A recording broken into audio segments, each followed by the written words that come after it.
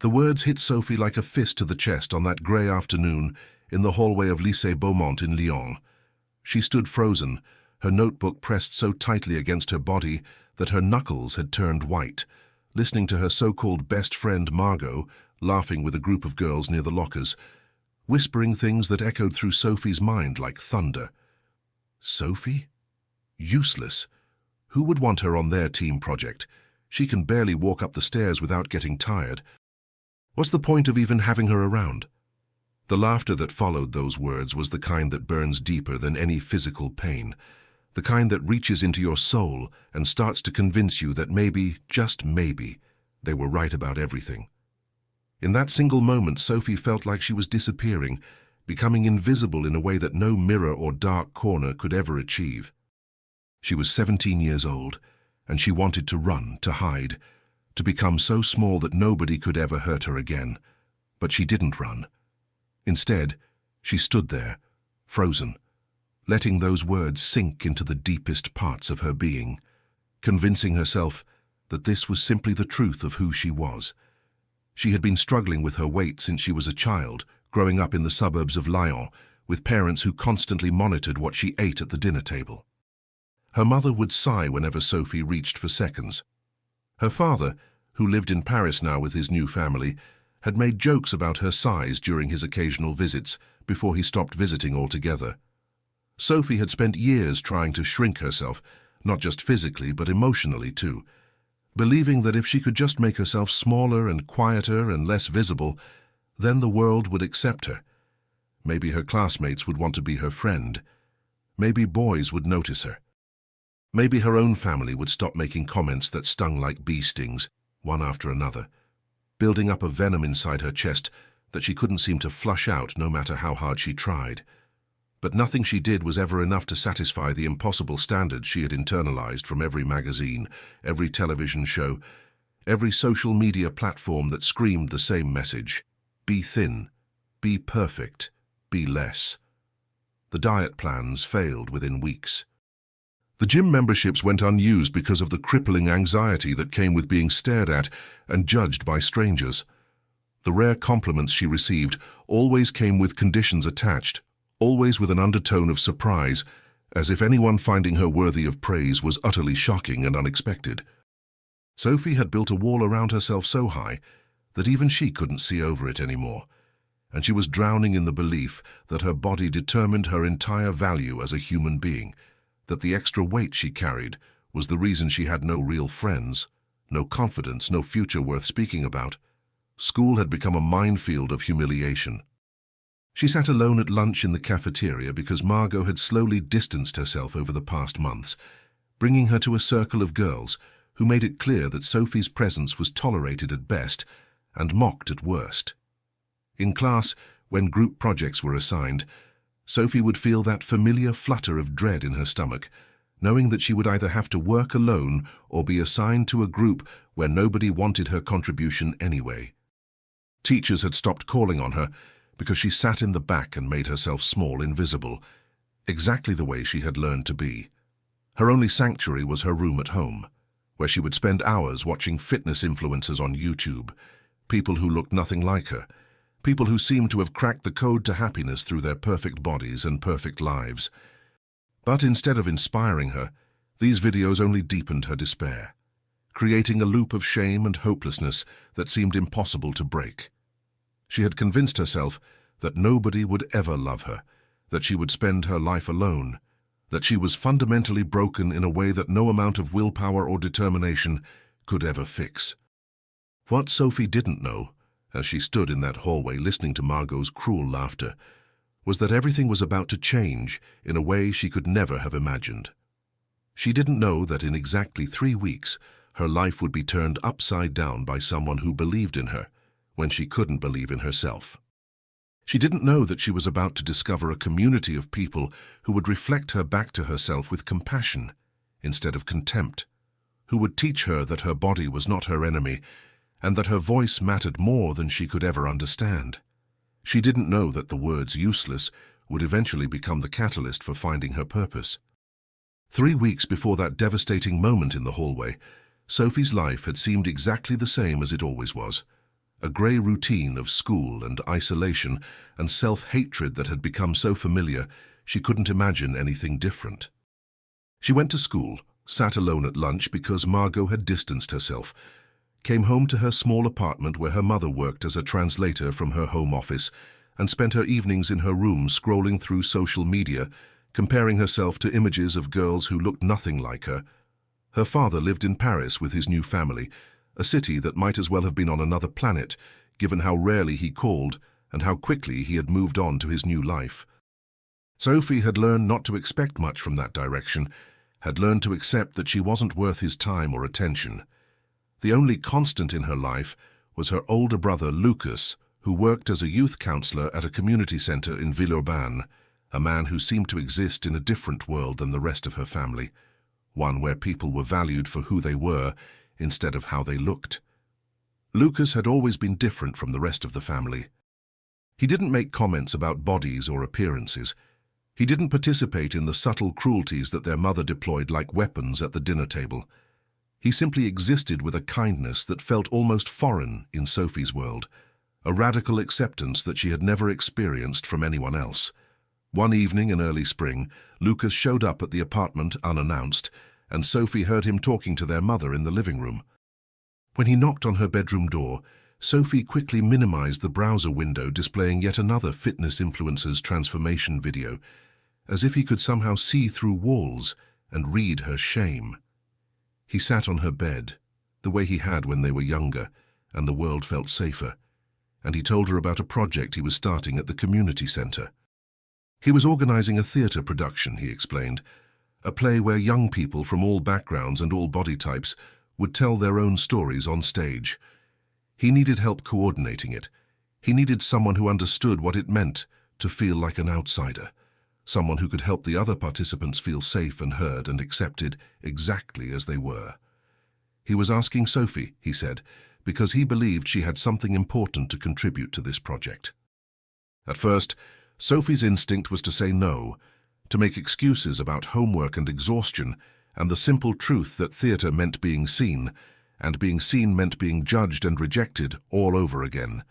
Theatre meant standing up in front of people who might laugh at her, who might whisper about her body the way Margot's friends whispered. Theatre meant everything she had spent years avoiding with all the strength she could muster.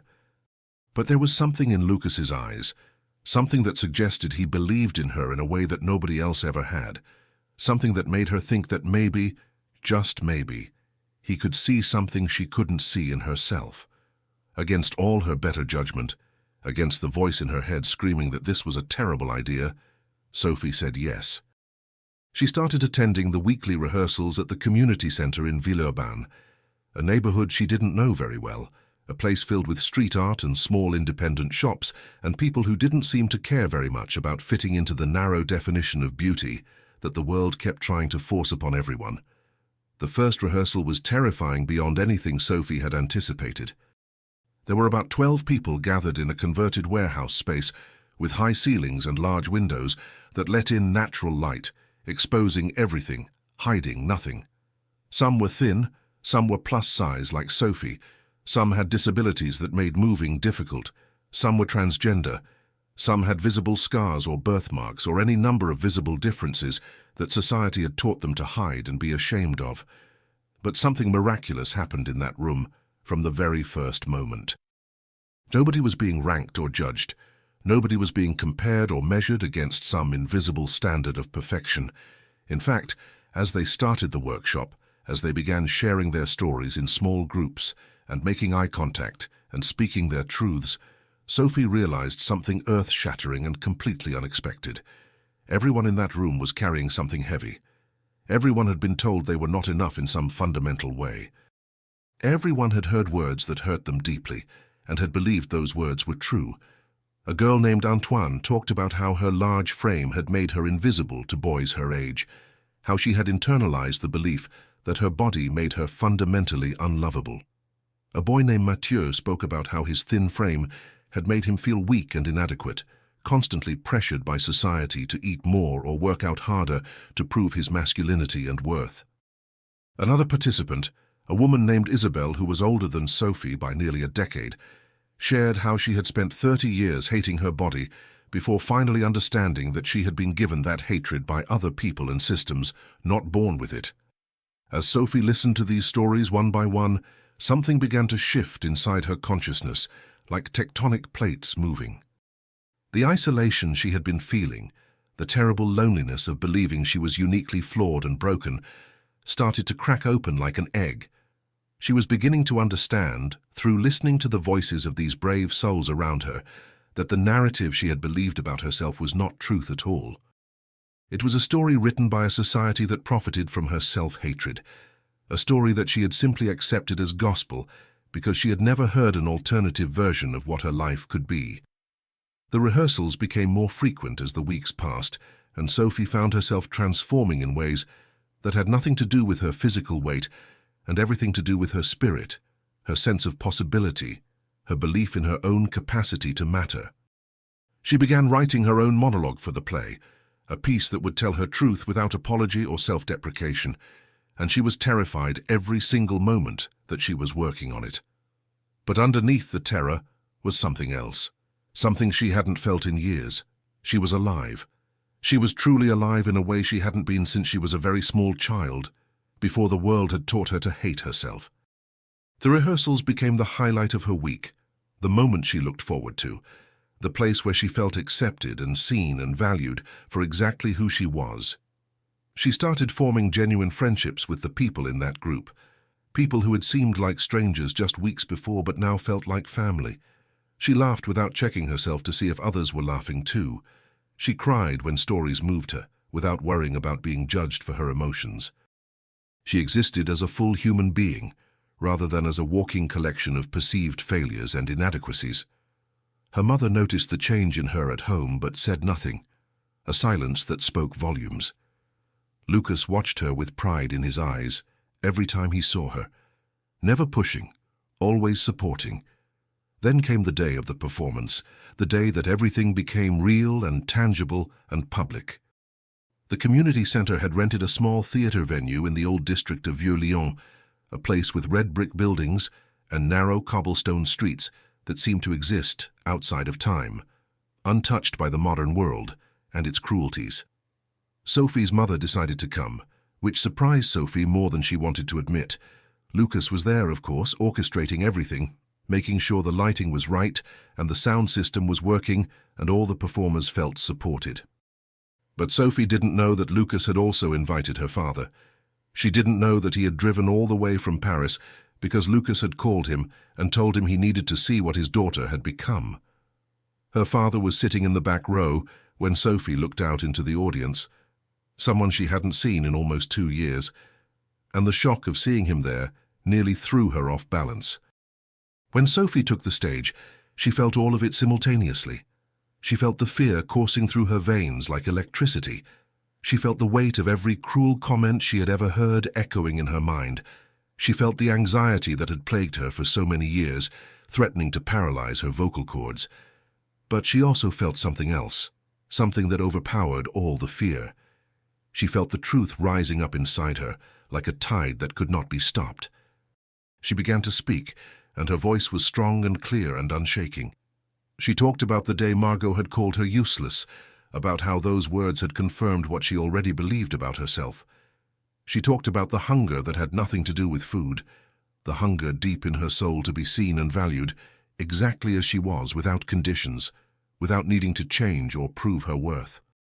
She talked about learning, in that converted warehouse space with Lucas and her new friends, that her body was not her enemy, that her weight was not a moral failing, that her worth could not be measured in pounds or inches, or by the approval of people who had never taken the time to truly know her. She talked about how she had spent years shrinking herself, trying to make herself smaller and less threatening and easier to dismiss, and how it had taken a community of misfits and outsiders to teach her how to take up space, how to be present, how to matter.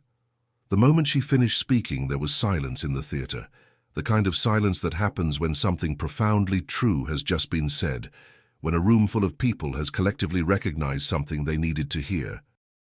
Then her father stood up. He stood up and he was crying, tears streaming down his face, and he began to clap. and soon the entire theatre was filled with the thunderous sound of applause and people rising to their feet in recognition and celebration.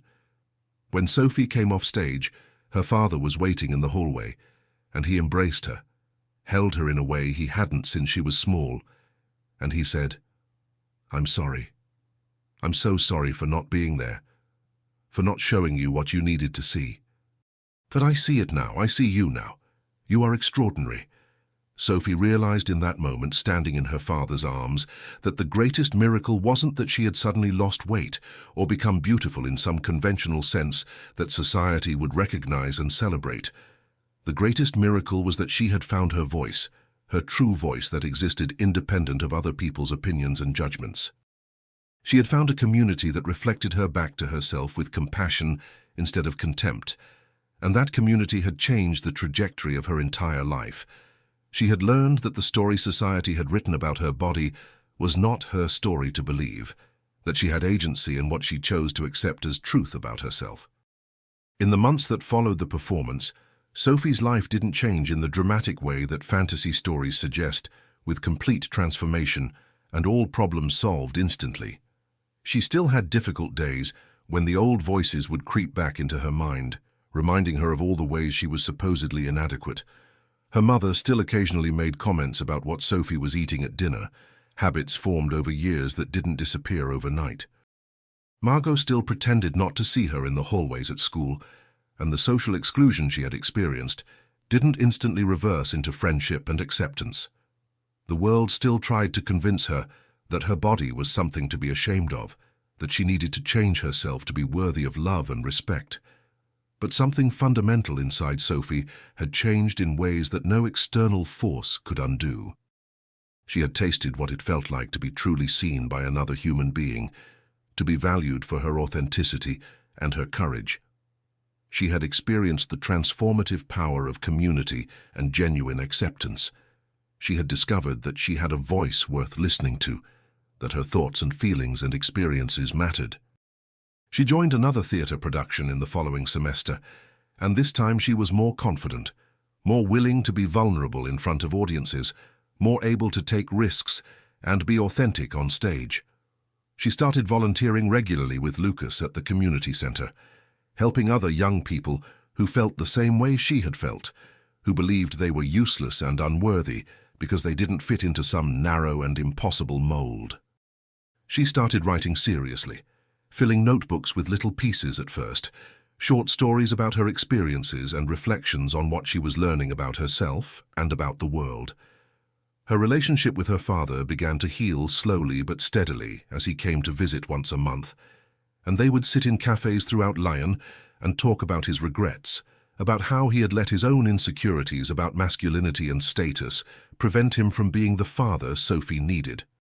He was doing his own work to understand the culture of judgment and perfectionism that had shaped them both, and his willingness to change and to acknowledge his failures meant everything to Sophie.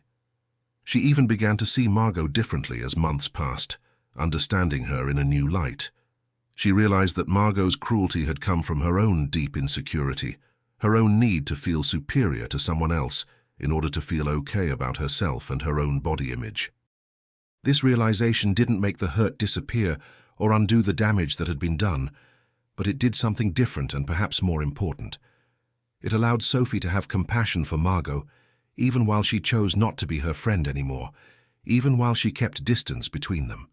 She understood that Margot was also a victim of a system that pitted women against each other, that taught them to destroy each other in pursuit of an impossible and ever-changing ideal.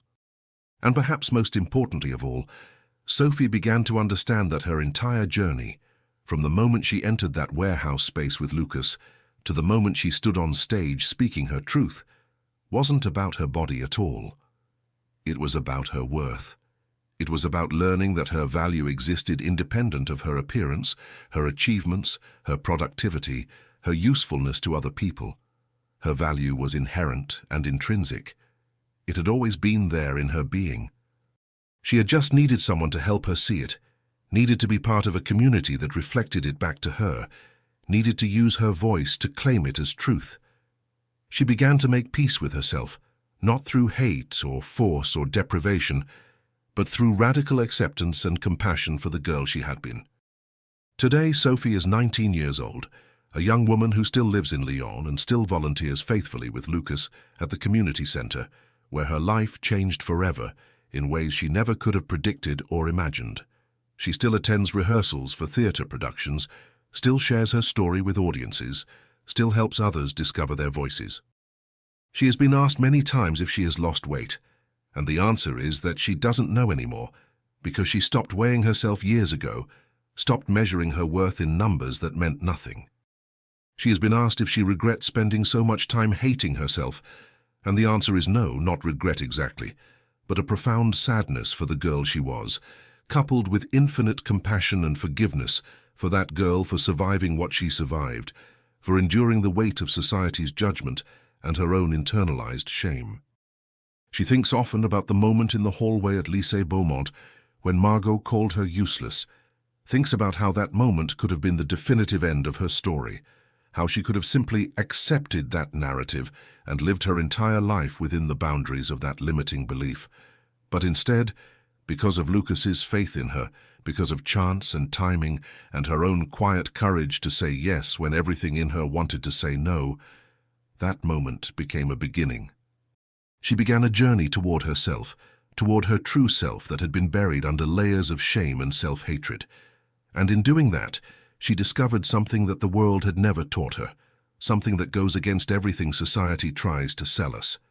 She discovered that the opposite of being useless is not being perfect or beautiful or thin or successful or achieving some external marker of worth.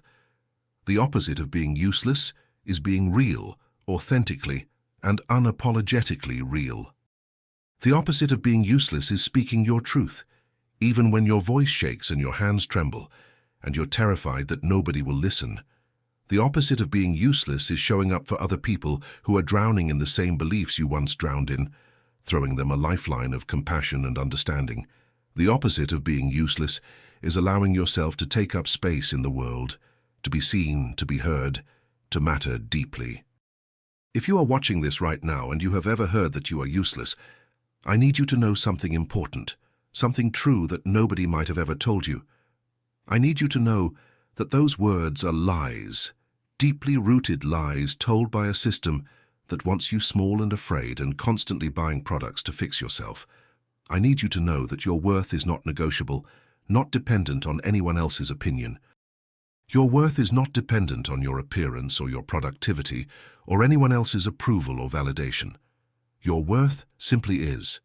It exists in your being, and it has always been there, waiting for you to recognize it, waiting for you to believe it with every fiber of your being. The question now is not whether you are worthy. The question is whether you are ready to believe it. So here's what I want to ask you, what I really want to know from you. Have you ever been told that you were not enough? Have you ever heard words that made you believe you were somehow less than, somehow useless, somehow unworthy of love and belonging? I want to hear your stories. I want to know what those moments were for you. What words hurt you, how you survived them. And if you know someone whose story might help others, someone who has overcome something similar, someone whose journey might inspire someone watching this right now, please share that with me in the comments below. Tell me about it. Let's build this community together, you and me. Let's be the people for each other that we all needed when we were drowning in our own shame. Because Sophie's story is real, but it's also your story too, in whatever way your story needs to be told, in whatever form your particular journey takes. Tell me. I'm listening. Please.